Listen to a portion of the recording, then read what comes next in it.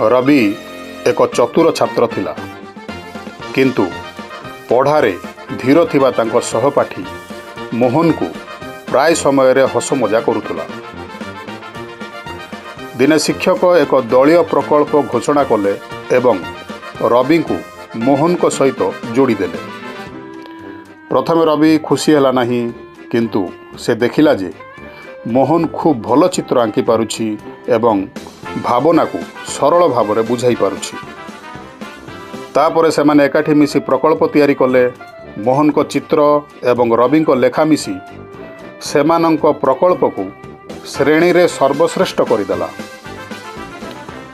रवि बुझी पारिला जे प्रत्येक मनुष्यर निजस्व शक्ति रही एवं अन्य मानंको उपहास करिबा आम निज दुर्बलता को प्रकाश करिथाए।